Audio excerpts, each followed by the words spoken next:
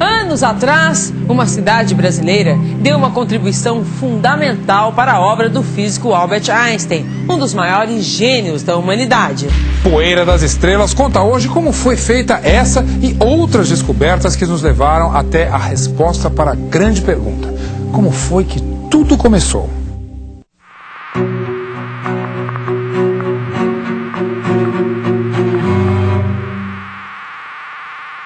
Domingo passado, Poeira das Estrelas esteve na Inglaterra para contar a história do homem que explicou a força da gravidade, Isaac Newton.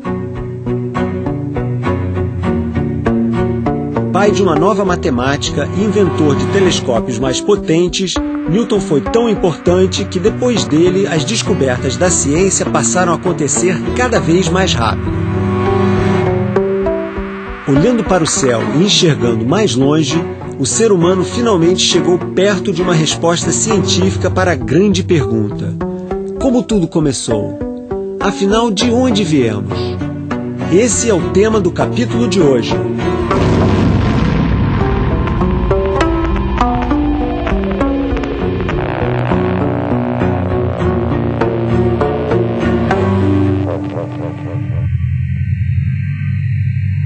Gravidade, a força que nos mantém presos ao chão.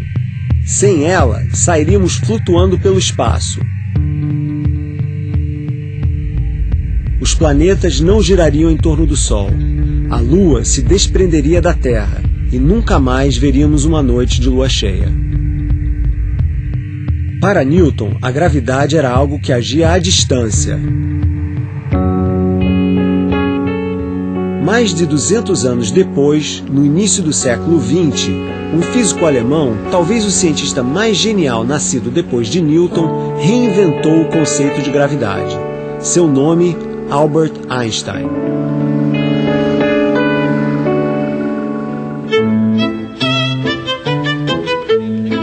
A imagem mais famosa de Einstein, a foto com a língua de fora, foi uma tentativa do cientista de atrapalhar o trabalho dos fotógrafos que o perseguiam no dia do seu aniversário. Einstein achou que, se mostrasse a língua, os jornais deixariam de publicar a foto. Nunca um gênio se enganou tanto. Nascia ali uma das imagens mais marcantes do século XX. A grande obra de Einstein é a teoria da relatividade. Quando pediram uma explicação simples sobre o assunto, ele se saiu com essa: se um homem senta ao lado de uma moça bonita, uma hora se passa como se fosse um minuto. Mas se o homem se senta sobre um forno quente, um minuto parece uma hora. Isso é relatividade. Claro que a teoria da relatividade é muito mais complicada. Nela, Einstein propôs uma nova maneira de se pensar sobre o espaço, sobre o tempo e sobre a gravidade. Para ele, a gravidade é resultado da curvatura do espaço provocada pela massa dos corpos. A ideia básica é simples. Imagine uma cama elástica.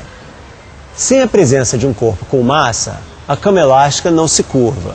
Mas quando alguém pula na cama elástica, ela afunda. E quanto mais pesada for a pessoa, maior será a curvatura. Em outras palavras, era essa a nova explicação da gravidade. Mas em ciência não adianta só explicar. Era preciso provar essa nova teoria. E de todos os lugares do mundo, essa prova veio da cidade de Sobral, no Ceará. Veja por quê. Imagine que o espaço é a nossa cama elástica. Da mesma forma que ela se curva, o espaço que enxergamos daqui da Terra se curva por causa da tremenda massa do Sol. Mas quando é noite, lembre-se que o Sol está atrás da Terra. Portanto, se olhamos para o céu noturno, o Sol não está na nossa frente exercendo sua influência gravitacional. Então, se olhamos para o céu à noite e vemos uma estrela bem distante num ponto fixo, o Sol não está no meio do caminho da estrela para encurvar o espaço que enxergamos.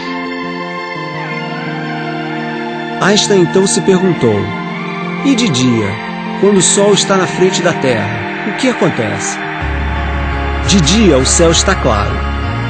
Mas se pudéssemos enxergar nossa estrela mesmo assim, será que ela estaria naquele mesmo ponto fixo? Ou será que apareceria num local diferente, já que o espaço seria curvado pela presença do Sol? O problema é que normalmente não dá para enxergar a estrela durante o dia, a não ser durante o eclipse do Sol. Um eclipse, para quem não sabe, é quando a Lua se coloca exatamente entre o Sol e a Terra, transformando por alguns minutos o dia em noite.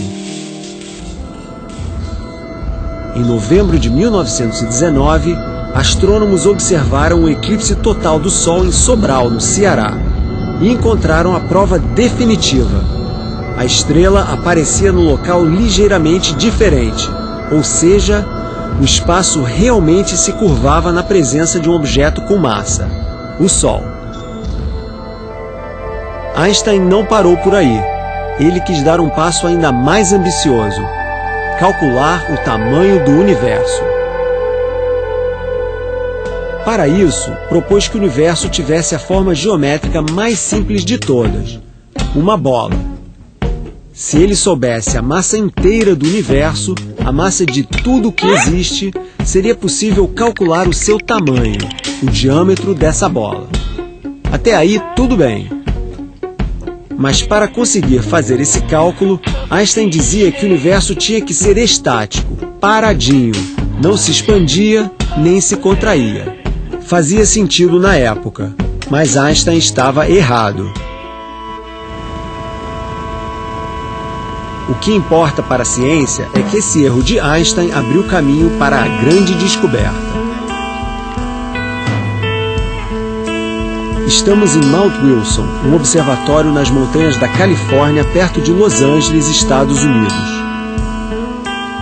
Em 1929, um astrônomo americano demonstrou que o Einstein estava errado, que o universo não é estático, que ele está em expansão, crescendo cada vez mais. Esse astrônomo se chamava Edwin Hubble. Essa é uma das descobertas científicas mais importantes de todos os tempos. E ela só foi possível graças a esse telescópio aqui.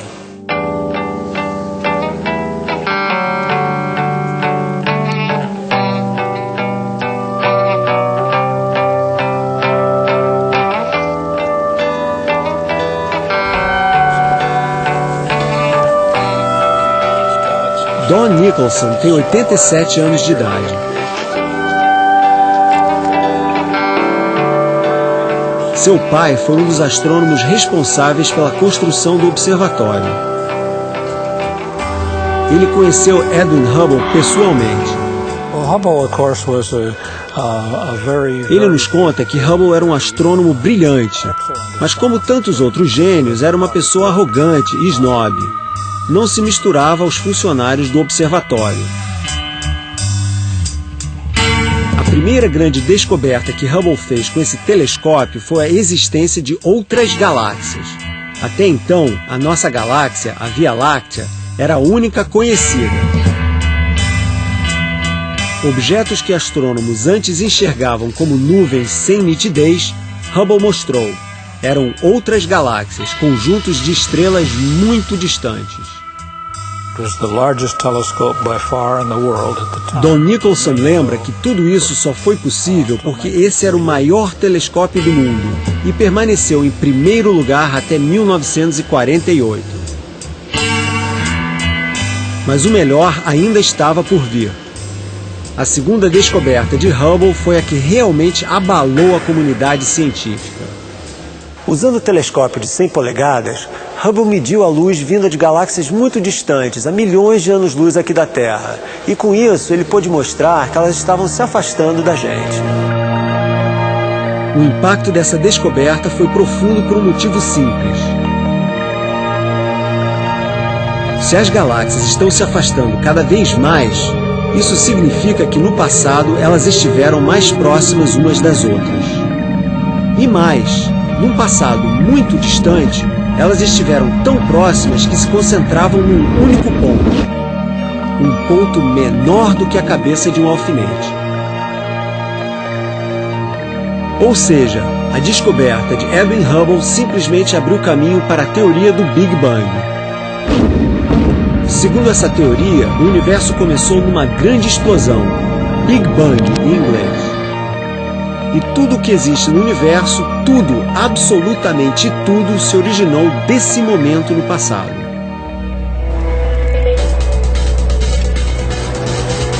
Domingo que vem, vamos conhecer em detalhes a teoria do Big Bang com a ajuda de um dos seus autores, o americano Ralph Alpher.